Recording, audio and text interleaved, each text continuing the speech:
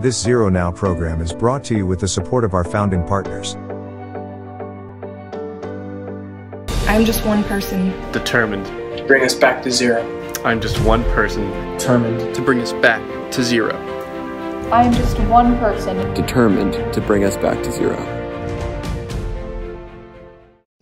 All right, folks, let's get started here.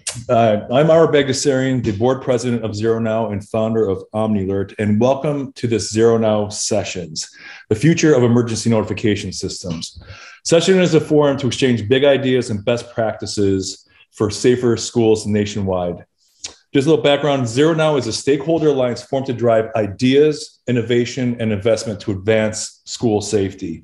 As a membership-based organization, ZeroNow facilitates collaboration between industry, association, and education partners to foster new solutions that help keep our campuses safe and secure. Before starting, I just want to recognize our sponsors and founding partners who made this program possible. Thank you to Access Communications, Additional Corporation, Telos Corporation, OmniAlert, Johnson Controls, IACLEA, VTV Family Outreach Foundation, NASPA, the Student Affairs Administrators in Higher Education, and Campus Safety Magazine and Conferences. If you're interested in learning more about becoming a member of ZeroNow, please visit zeronow.org.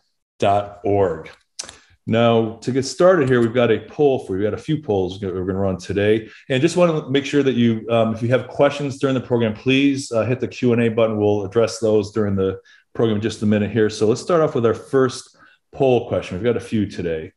So what is most important to you when it comes to emergency notification systems? Just go ahead and take a second there to vote on this. And while you're doing that, let me go ahead and introduce our panelists. First, we have Robert Iskander. Robert is a global business transformation leader, passionate about leveraging technology to improve the quality of life for all, with a special focus on K-12 education, and was nominated as one of the top 100 EdTech influencers in the 2017 EdTech magazine.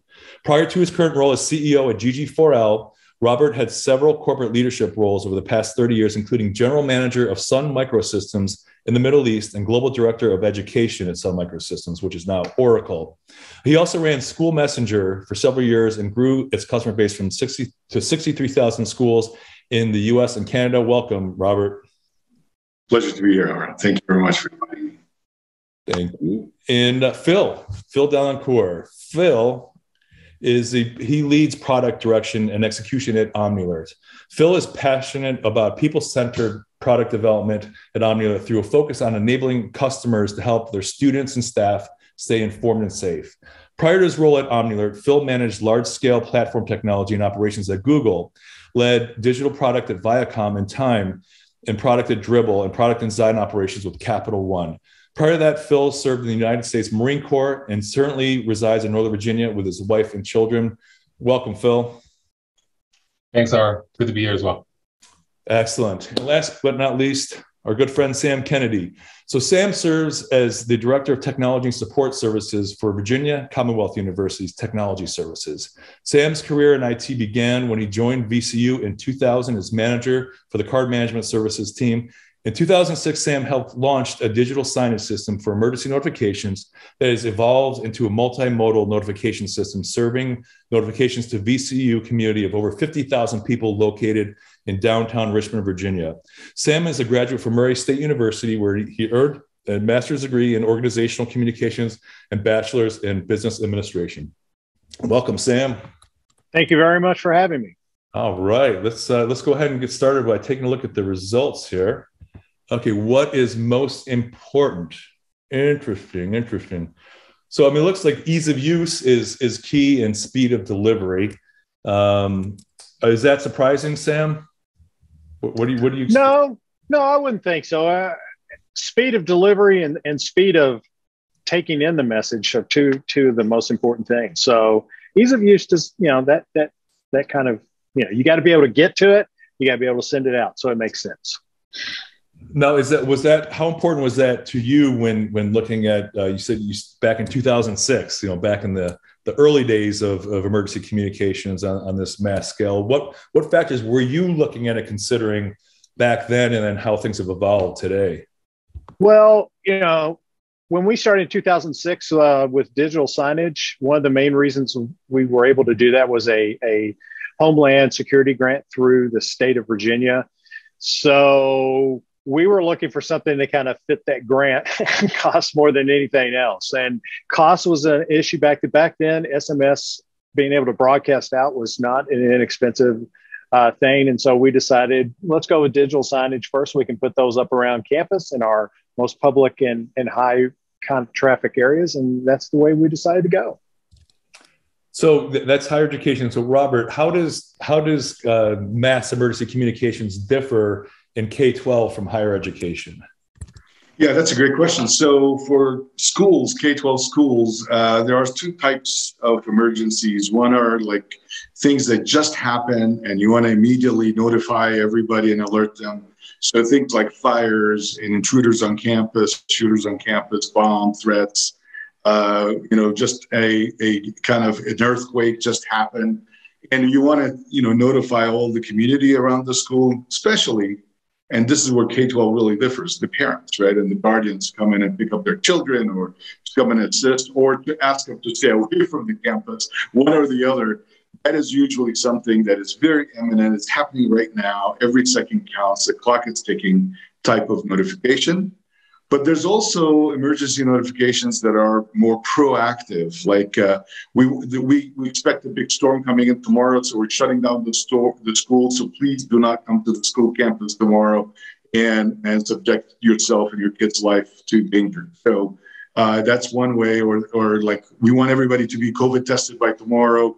You can't come on campus. Don't send your children until they get the COVID test done before they come in. These are considered emergencies, but really it's more proactive, future-looking type of notifications. Those are the two common cases. There's many others, suicidal notes, things where people are missing, things like that happen a lot in K-12 that we could talk about maybe a little later. Yeah, we'll definitely dive into that. Now, so Sam mentioned a number of endpoints, digital signage being one. In K-12, does that differ? Are emergency alerts going to the smart boards? Are they going to desktops? I mean, what types of endpoints are involved in addition to phone calls, text messages, et cetera, in the K-12 environment? Yeah, typically the endpoints are very similar, but more importantly, social media now is becoming a very important endpoint. And so you want to be able to inform the community immediately on social media and all of the social medias at once. I would say that would be one of the bigger differentiator, but video conferencing is becoming, believe it or not, an important channel nowadays. So town hall meetings where, the person who's really wanting to send the message is on video. But I would say the ones you mentioned for higher ed are similar in schools. Well, you mentioned social media. I shared this with the folks a couple months ago. But at my children's high school, a number of years ago, they routed the students away from the school because there was a potential active assailant. And the students started posting on social media, on Instagram, Twitter, texting their parents about what was not really happening. They created their own false narratives about that. And unfortunately, it took the school some time before they got the word out to notify parents that we're aware of the situation. But by that point, it was already you have hundreds, thousands of hysterical parents because they were listening to what their students were saying on social media. Sam, like at VCU, I mean, who initiates that first notification? Who has the authority, and how quickly after a potential threat is detected do you get that first communication out? Generally, the VCU police handle that. They all notices pretty much now, except for slow moving weather. There's going to be a storm in a couple of days. But even that now really comes out of our VCU police team. The dispatchers are the ones that always kind of send it out for us using the central console. They can be initiated in various ways from the standpoint of who makes the decision to send that out. Sometimes it's in the headquarters. Sometimes it is VCU police personnel that are on the scene. So that's kind of the way we do it. We don't use much automation in that respect or scenarios, just because Richmond and downtown Richmond and VCU being an urban campus is very varied Okay, so if you could have an incident happen one day that looks like this, and a scenario might work, but then you might have it a second day, the same incident, and it's totally different with a totally different population and involvement. So we kind of try and use the human factor as much as possible. Robert, do you have thoughts on that? Yeah, in schools, a little different. I mean, we don't really have the luxury of having as big of a security infrastructure on campus. It's usually the principal who would basically initiate the emergency notification, and it would be his voice recorded on the voice message that goes out, and just his footprint. You know, I'm telling you to do this as a principal of the school, so parents know who he is or she is and are very responsive to that. So, you know what? Oh, go ahead, Phil.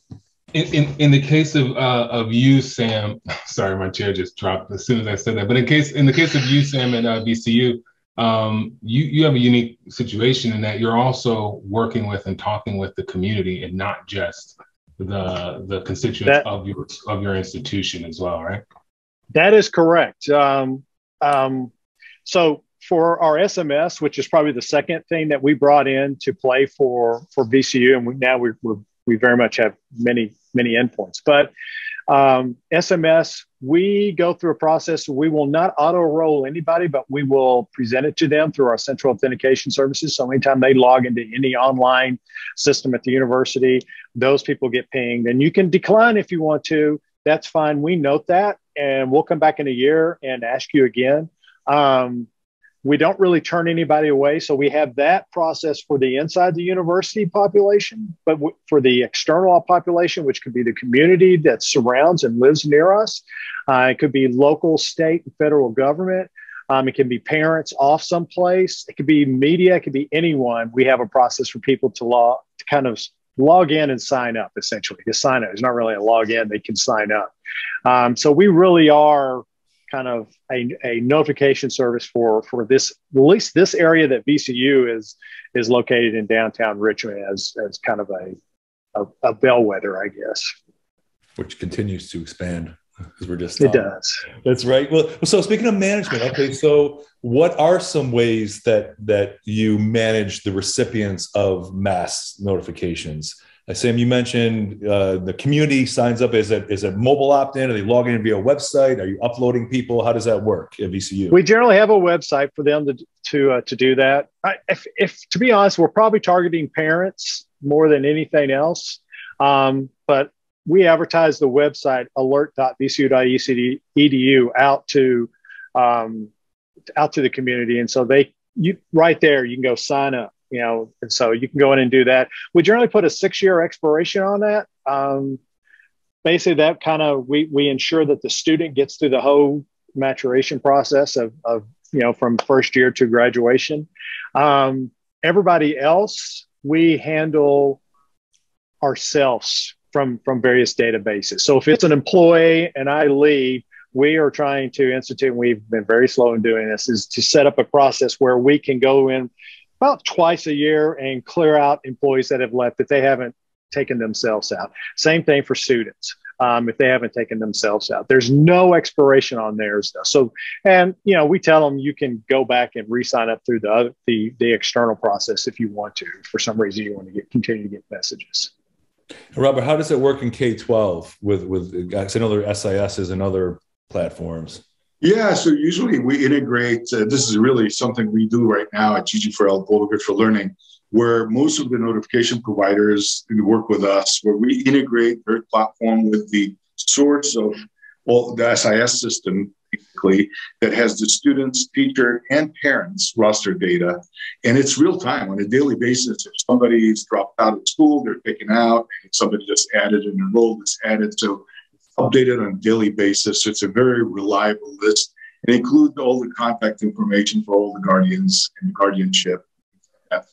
That real-time integration is really important for systems like that. And Phil, interesting, being founder of OmniLit, going back to the early days, when there were just, basic ways to get people registered all via the web, and then mobile opt-in, SISs, databases, bringing everything together. What are some of the ways that that your customers, Phil, with OmniAlert opt in? or manage users? I know there's a bunch of different options. Yeah, absolutely. And so what you mentioned there, Rob, with regards to a programmatic sort of way of being able to do it is of great importance when we start getting to these organizations, whether they be schools or large enterprises, et cetera, being able to handle that many number of what we call subscribers, or effectively those who a customer of ours will communicate to. You start to get into issues of scale and ease of use. So APIs and programmatic methodologies of getting subscriber records imported and updated and maintained is a huge one.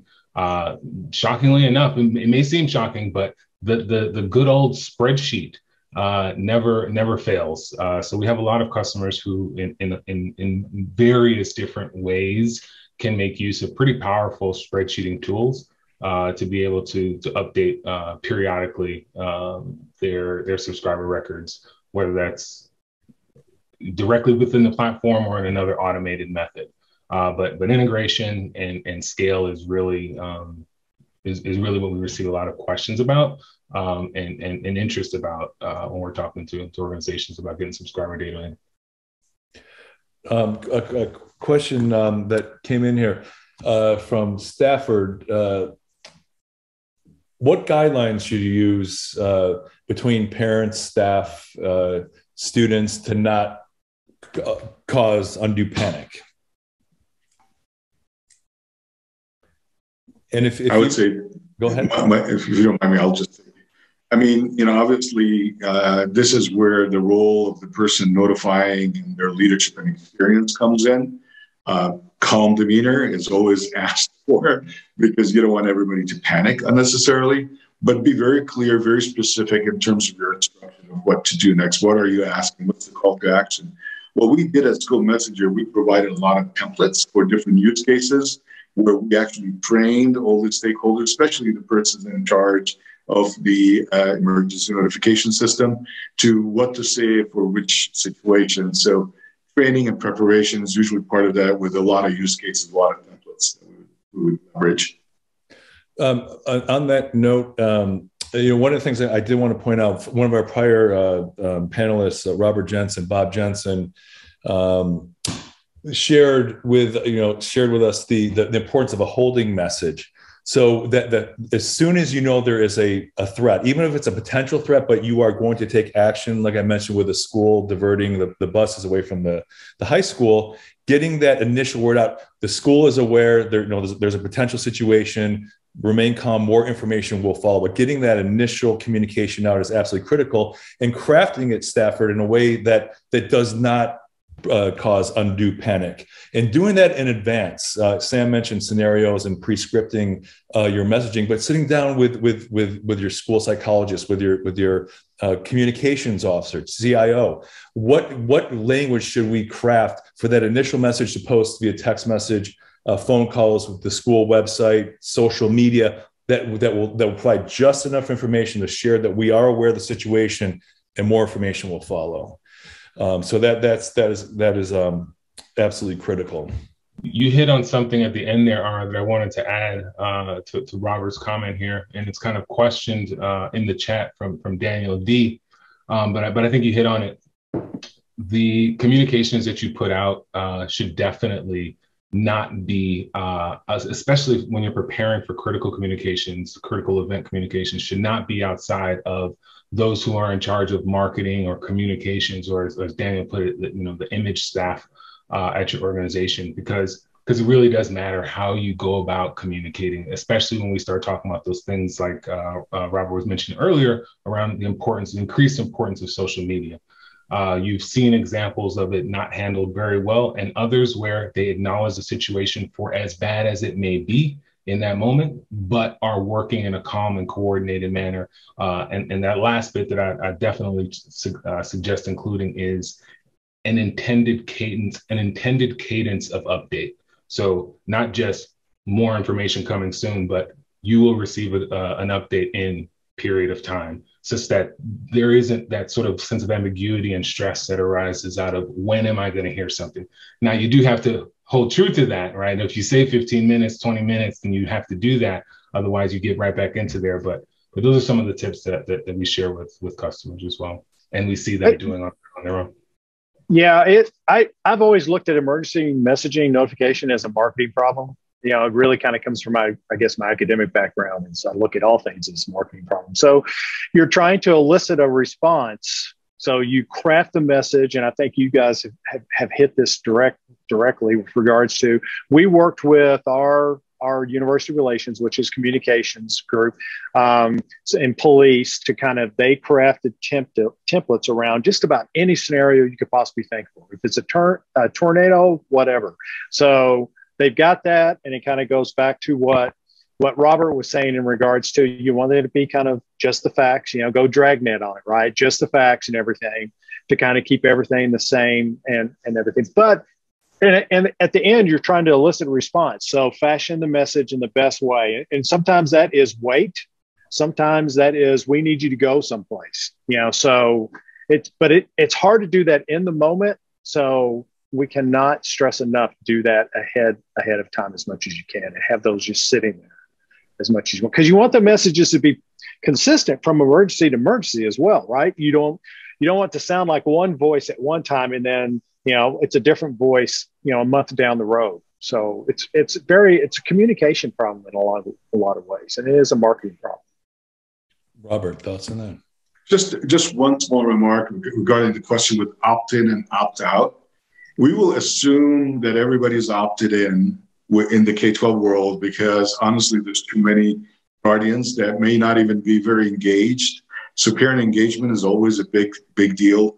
So some people will specifically say, I want to opt out. We will respect that, but not for high critical emergencies. We will let them opt out other type of non-emergency communications, but for emergency communication, I don't think we have a choice. I think we're going to have to send it out just to be on the safe side if they're registered as a guardian or a parent. That seems appropriate. It's kind of from higher ed. I look at it as we are directly communicating. We are communicating to everyone that may be directly impacted. Everything else is kind of secondary, I guess. And you can tell me, Robert, if I'm crazy or not, but K through 12, it's direct, but it's also the secondary. The people that maybe aren't on site, but you want them to have that information. As a parent, when I had kids in K through 12, they were, we wanted to know what was going on, even if I wasn't right there on site. So I can understand that thinking in that regard. Exactly. And to your point, Daniel Carter, thanks for the question. So things have evolved with policy and legal opportunity to send messages to somebody who is not specifically opted in to receive that. And when it comes to emergency communications, it is possible to send out an alert to students for emergency communications, and then they have the opportunity to not join, or they opt out instead of signing up. It's for the entire privacy situation. Another question along those lines from follow-up from Stafford. So Stafford asked, in an active shooting at a school, is always recommended that you work with police on coordinating what you send, messaging wise. And Sam kind of touched upon this. I think all of you did.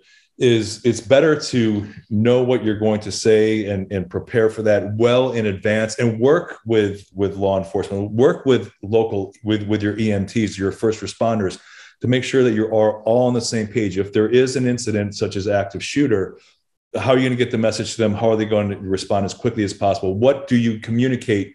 What do you communicate with students? What do you communicate with faculty? And it's not just one mass communications. It's sending different messages to different groups, right? You might want to communicate with your first responder team with a different message. You might want to communicate with staff versus students. And so it's critical to have your messaging pre-scripted, ready to go, and then automated so you can initiate that contact with law enforcement and your first responders the second that a threat has been detected. That's absolutely critical. Now, the question is, Phil, so how do you handle, like at VCU, what you said, 50,000 people registered? How do you handle 50,000 people responding or 5,000 people responding back? Hey, I need help. How do you communicate with the masses on an inbound level? What exists on that front? Yeah. So really, what you're getting at is kind of how it is that the two-way communications are handled, especially those at scale.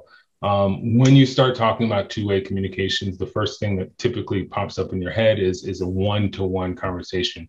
I am the one now talking and someone is listening, or vice versa, or I'm typing and receiving, etc. Right when, that's all well and good, and there's just a myriad of tools that do that and excel at that. But when you start getting into emergent situations, when you start getting into the scale that a VCU is working with, or well below that number, to be honest with you, you start getting to a point where you have to realize the scale of your safety communicators, or in the VCU case, the police department, or in any other ones, the principal and his core staff or core staff is outnumbered. There's no way that they're going to be able to respond one-to-one. Police dispatch experience this all the time when there is a big event in a particular place and all of the calls come flooding in, and those dispatch people have to work exceptionally hard on filtering the noise from the signal to communicate that to the first responders who are headed down. On Alert, we looked at that and really sort of said, hey, we understand that these staff who are working to communicate are going to be vastly outnumbered, even in the smallest organizations. And so how might we work to enable them to get at the information, to get the information out to as many people as possible, and to allow two-way, not just two-way of communication, but two-way of data and telemetry, informing that communicator as to what's going on, as well as explicit responses that those constituents may make, to dynamically subdivide them into groups that may need more attention, may need more follow-up, to the point where you might get to a place where you do have a manageable number of people who actively need your help, as opposed to just you sending out a broadcast notification to everybody, and then as the situation evolves, you sending updates, identical updates to your entire constituency over and over and over, when people may be out of town. This gets to Daniel's point. Again, Daniel has another question here about their studies, et cetera, with regards to overusing emergency communication channels. And really,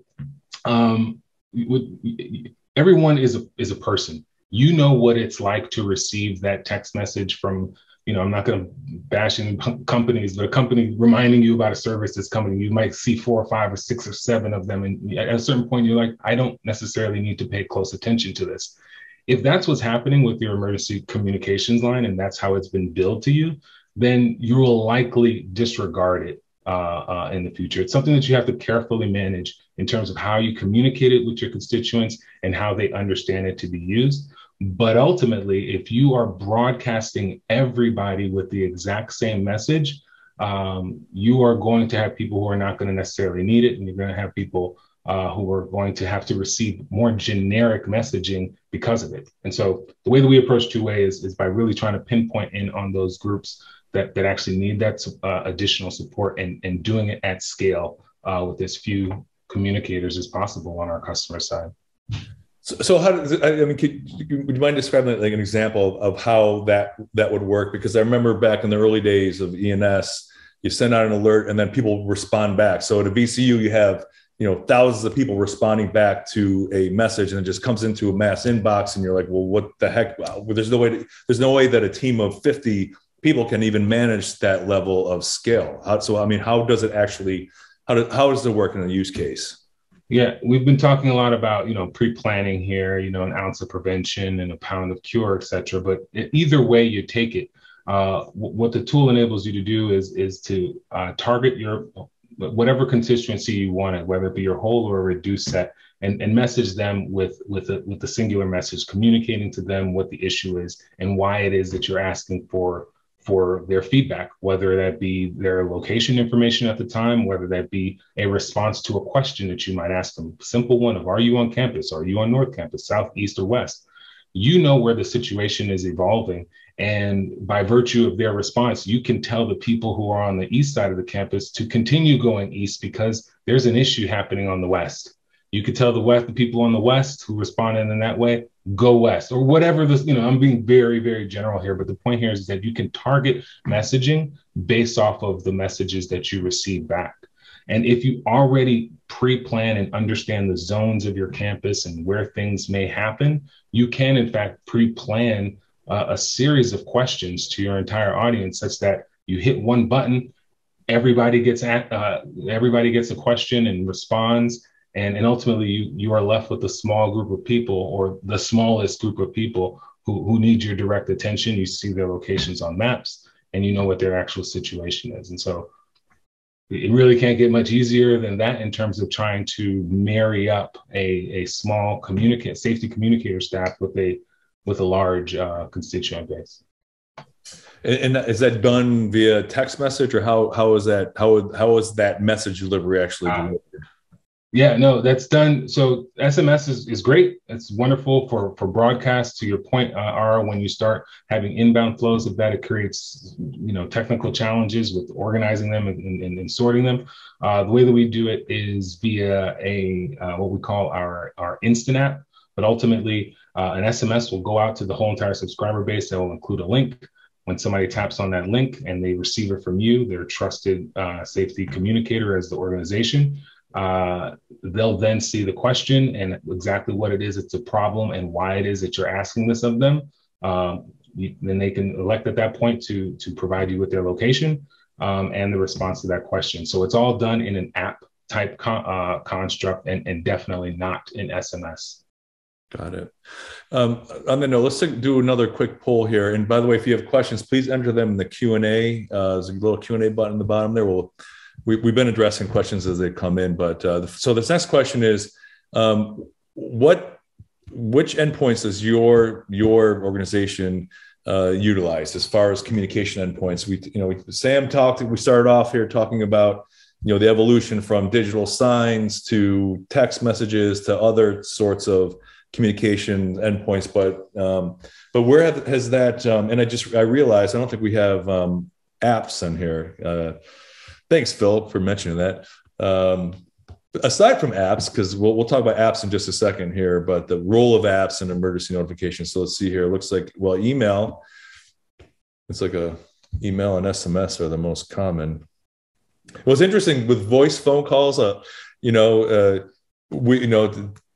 seems like we're moving further away from voice phone calls, and I think a lot of the younger generation is not sure what a voice phone call is, so keeping things via data is probably the way to go. Okay, let's see. I know I was very glad when my children's K through 12 schools started sending me, tardies or absences via text messages as opposed to calling. I appreciated it because they had little tools to respond and say, I acknowledge, or this is wrong, or something like that, as opposed to having to get on the phone. But I'm part of the generation where I definitely appreciate a text over a call, especially if it's from a robot. But yeah, no doubt. So let's take a look here. Yeah, it looks like text messaging is the most common, followed by email and social media. Well, I mean, the thing is, it's important. I think it's critical to incorporate social media in your emergency community. In fact, all of these are really important to incorporate all of these. Sam, going back to VCU. So, I mean, you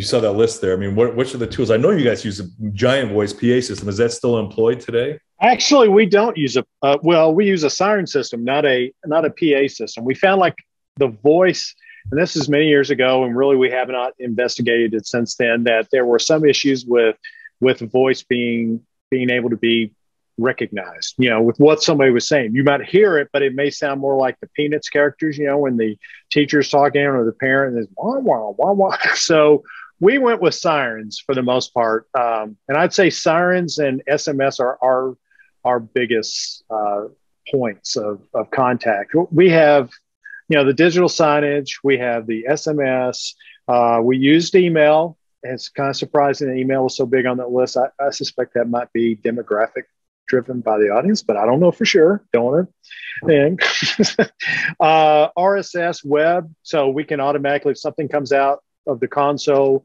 and we automatically generate an RSS feed, which then goes to the alert.vcu, which then can kick off other processes for the web. We've got social media that we added, alerting boxes that are on the walls, or the yellow boxes that sit on the wall and they go crazy. If you use them, it's really loud, it's really bright. It really hurts people's ears if you're close to them. Desktop clients, mobile app. We have started using that. It's not as integrated as much as I would like, and it almost is a duplication of SMS. So there are times when I go, what are we really trying to do here with this mobile app? Then of course going back, we have the Sirens, which are probably that's the biggest thing. We always tell people, if you hear the siren, look at all the other channels, because we're telling you something's going on. It's pretty important. We need you to look at it. If you're at your computer, look and see if there's an alert there. For some reason, if it's not, even though we have 8,000 desktop clients around campus, go to the website, check your phone, look at all these various other channels. But that's the one that's the tipping point, is the siren. Yes, a wise man once said years ago, maybe over a decade ago, I think it was Sam Kennedy, something about the fact that no technology is perfect. Technology will fail. Technology will fail, but if you have a multimodal approach, if you're doing texts and phone calls and emails and sirens and signs and all that, then if one of those technologies fail, you still have 15 other ways to get the message out there. Is that right? I actually had that written down here as well. Technology breaks, and so you want to have backups. There could be times when the sirens don't work. In fact, we just had a recent issue where we had some sirens that did not go off.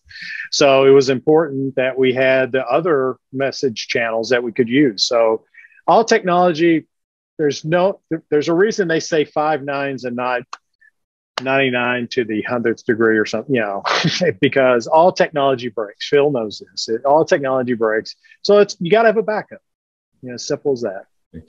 Robert, what role does IoT play? I mean, as an ed tech visionary and pioneer, where do you see IoT coming into play when it comes to emergency communications, and not only communications, but other aspects like access control systems or other things that are not necessarily communications tools, but tied into emergency response? Well, that's exactly, you just mentioned the access control system of the whole campus, letting people come in or go out of the campus, being able to lock that down. If you have a lockdown, being able to look at the premises of the building and lock it out if there's an intruder. So IoT has been very right now, everybody's trying to look at integrating every single device on the network. And whether it's the television stations in the classroom, these whiteboards being integrated so you can use them for emergencies if you have to as a display unit, or it's the lock of the door, or many, many other use cases.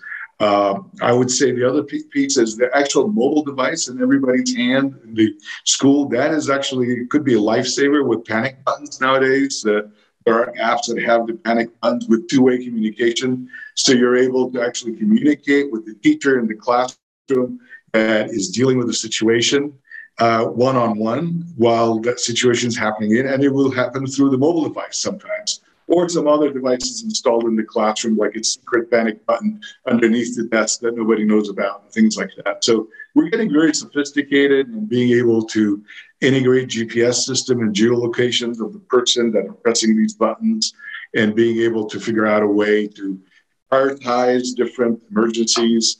But one last thing I want to say in terms of the channels, I live in Vegas, and in Las Vegas, they have a very good integration with the public, with the telcos, with the telecommunication companies. So when there is a missing person, when there is a big storm, all of the phones start ringing a siren on your phone and letting you know, this is an emergency, please do this and this and that. And it will ring your phone even though you have it muted, which is an interesting way of working with the telecommunication companies and the local municipalities to integrate your emergency system with theirs, to be able to piggyback off their integration with everybody's phone. So that's one thing. I don't know if anybody mentioned it before. I think it's very useful. No, that's a very important point. Yeah, that's the wireless emergency alert system, which is nationwide. You're absolutely right with the telcos that use a separate channel altogether. You know, you've got the presidential level, you've got the state level, then local level to get the emergencies out there. And yeah, it's truly incredible how much that has evolved and how the telcos did work together, to have a standard on that front.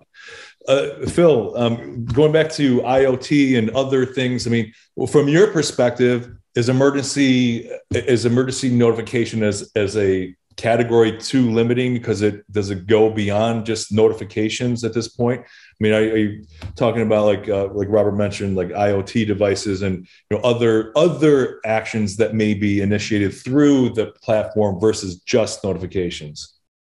Yeah, I really appreciate the sort of moniker of an IoT device somehow expanding into access control and into video cameras, et cetera. Now, while they are significantly more complex than a lot of the things that we think about from IoT devices, like just something to turn on your light, et cetera, or find your bike if you've lost it. The reality is that they have the opportunity and often these days have the capability of being able to be connected to the web as a single device.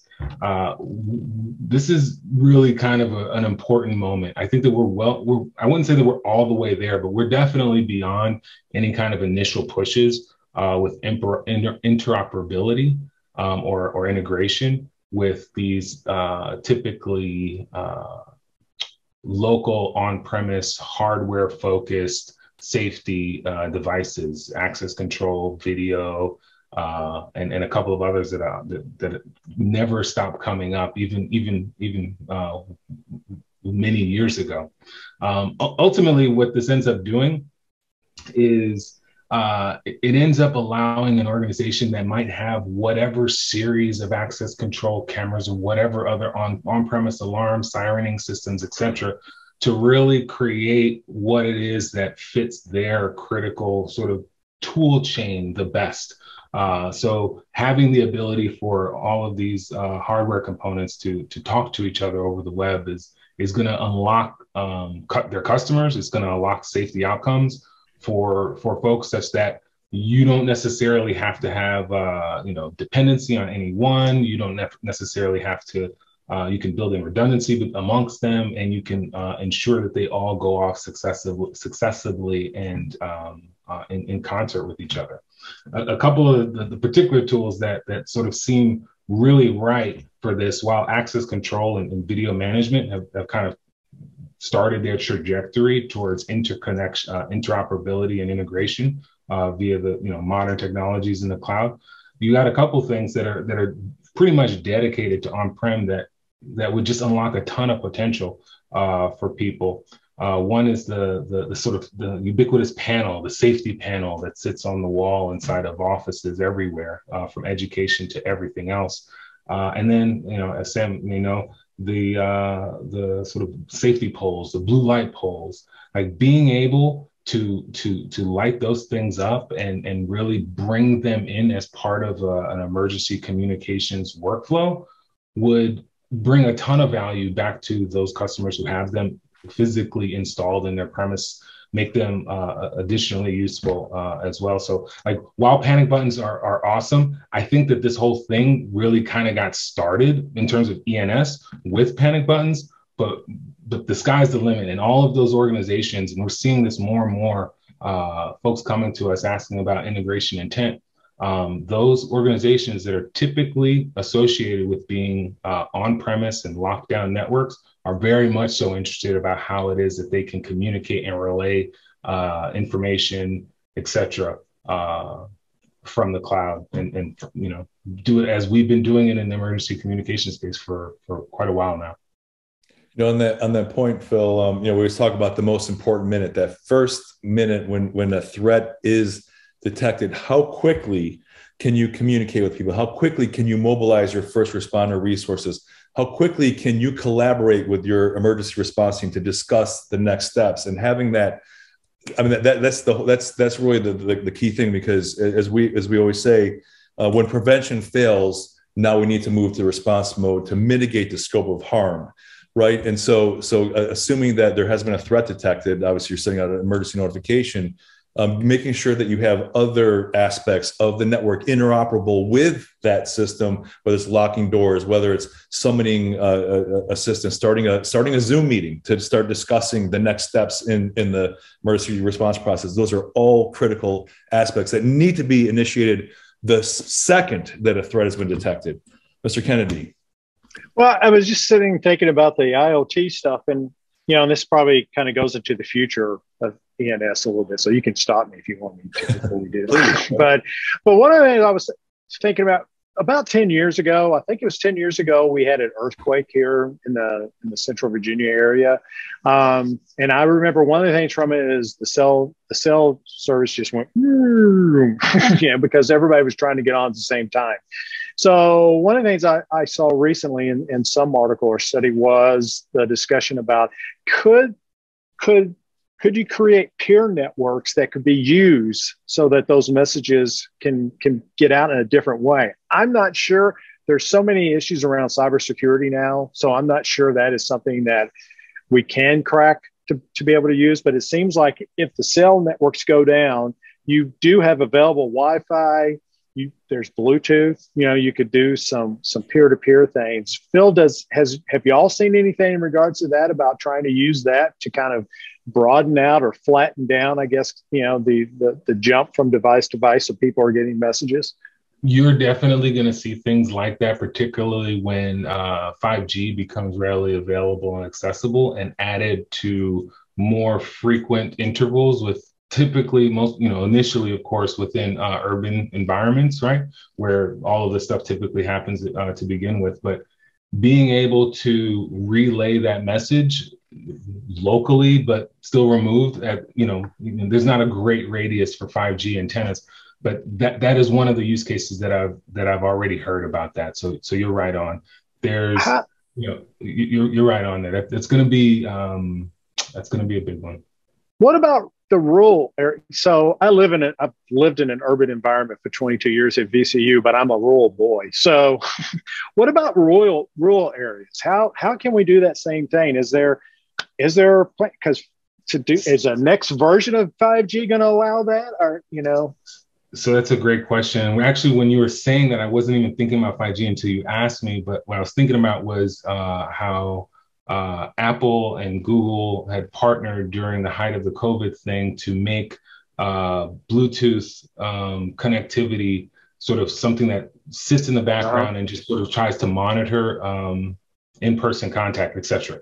The point here is that they were using Bluetooth connectivity in a sort of peered, very privacy-focused manner to do something that was for the greater good, right? That was their intent. And so that's what I was thinking of until you answered. But here's the challenge with rural areas. If we have a problem where the network is going down, there are things like, the things that other sort of network communications that do get prioritized. You have FirstNet that sort of has some level of redundancy. And rightly so.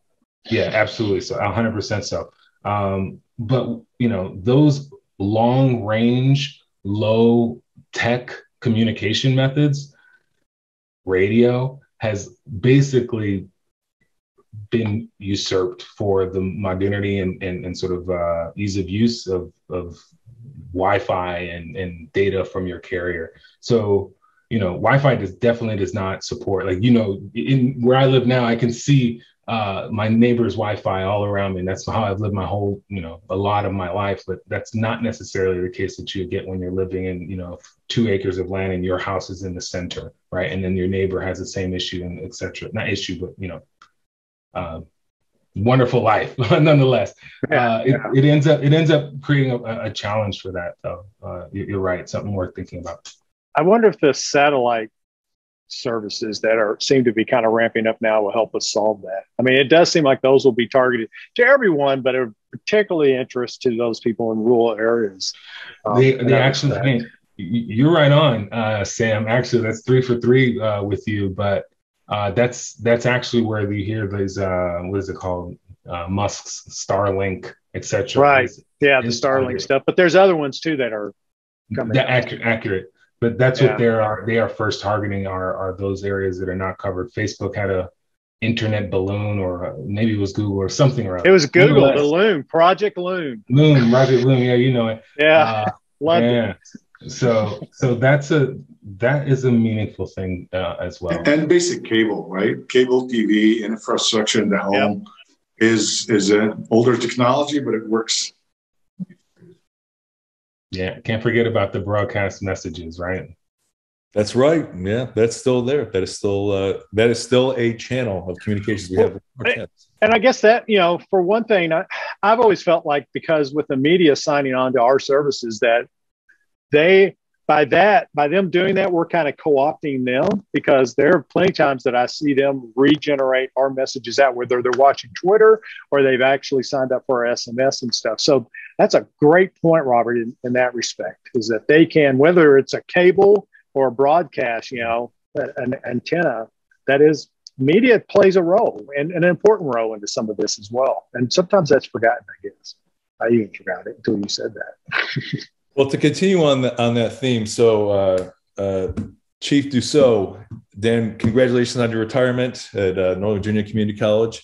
Asked about studies about overuse of alert systems for non-emergency. So let's put out our last poll. Want to find out, how are you using, what are you using emergency notifications for? And while you're doing that, one of the what I wanted to share from a best practice perspective is to reserve your text alerts from your emergency system, notification system, for emergencies, because you do start to tune them out, like the car alarm syndrome. Oh, come on, turn that darn thing off. And lock your doors. Yeah, exactly. But so I mean, Sam, how do you determine when at VCU do you send out alerts for everything? What types of uses do you define policy wise? Our Chief Venuti, who has been here for a good number of years, has always kind of had us not allow other messages to generally flow over VCU Alert. We have used them for IT messages at times when we've had a network outage, and that kind of stuff. But he has been very, very insistent that if they get a message from VCU Alert, it means there's something impactful going, and we want you to look at it. It's not, something that's like, oh, there's a sale of burgers over at Chili's on campus or anything like that. It needs to be impactful. And there's others around campus have kind of set up their own methods for communicating out, like registration starting tomorrow. Don't forget, things like that. But for emergency messaging, we just go straight with that.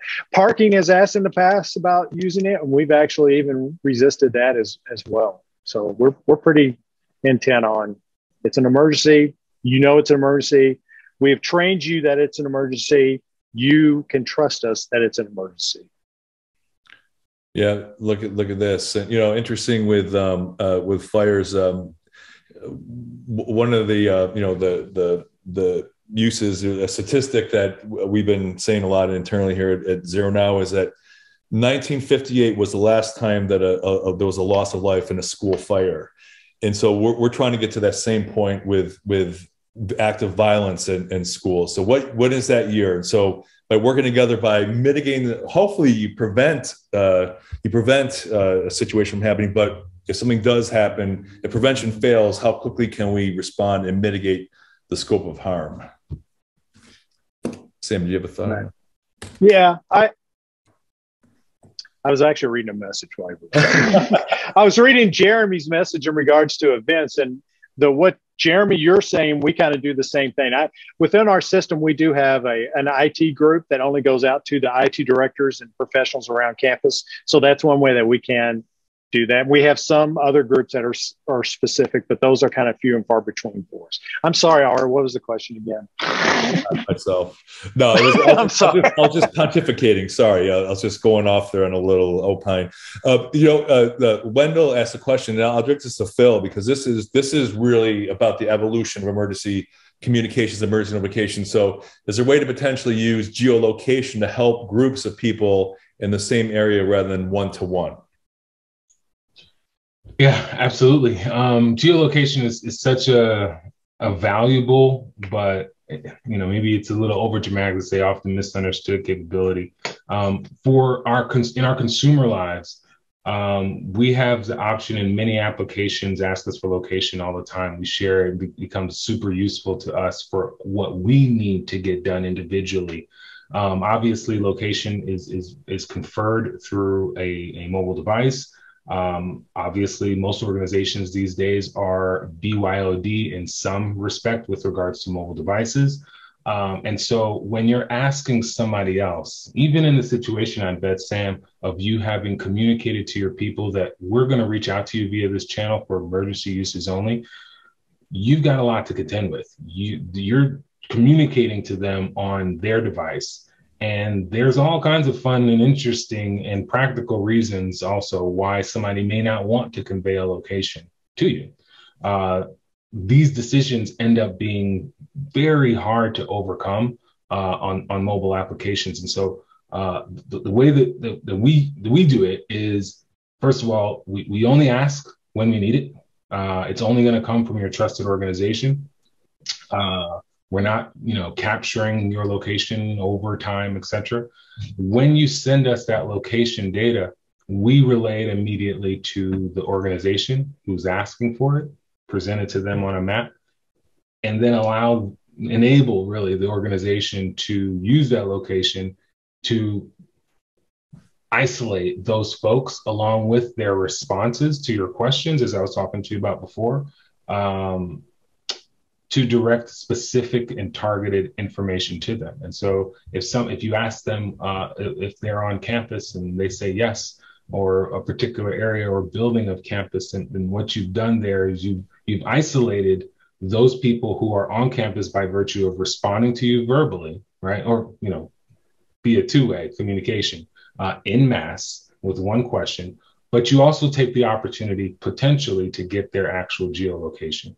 And with that, those two things combined, you sort of cover that area of those subscribers who may not want to share the location or may have made that decision not too a long time ago by asking them the question that you fundamentally need to know the answer to so that you can direct messaging to them.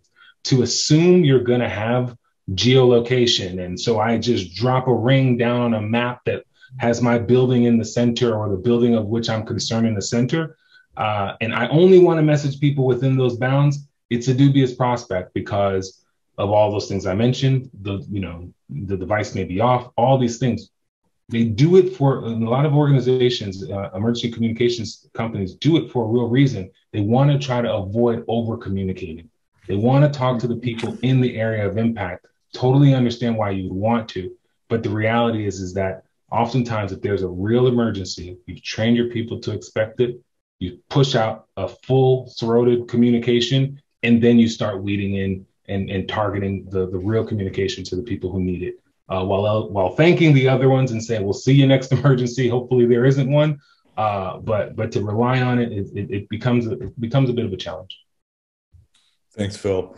All right, we are pretty much out of time here. And I just want to, before we wrap up, let's go around the horn and get your final thoughts on where you think what's next with emergency notifications, where you see things headed. We'll start with Mr. Kennedy. I would like to see more. I would like to see SMS kind of broaden in regards to content. Right now, it's a bit limited when you're blasting something out. I would like to see more rich messaging that can happen with maps. So maybe you flip it a little bit. So if you have a population that maybe is adverse to sharing their location, maybe at least you could share your location. Some, like the electric company, already does that a little bit. You always see this is where all the outages are out and that kind of stuff. So, but if we could do that in a high volume format, that would be kind of interesting to me. Probably more than anything is to be able to have longer messages for more content, because that seems to show that there's a greater understanding with the more, we always kind of feel like we're limited. And even in today, when they've increased it, we still kind of feel a little limited with regards to message size. So we'd like to see something more rich that we can put images, text all together, and maybe even a link that includes, boom. And maybe that's something that is not SMS. Maybe that's more of an app. I don't know. What do you think, Phil? So your final thoughts and working off of what Sam just mentioned, where do you think things are headed? Yeah, we took the same approach of, providing, because the display of these things inside of the random SMS devices can be all kinds of ways. We took the approach of providing a link such that our customers can just communicate what they want, the full message with all the images and all that they want there. And so we totally get where you're coming from there, Sam.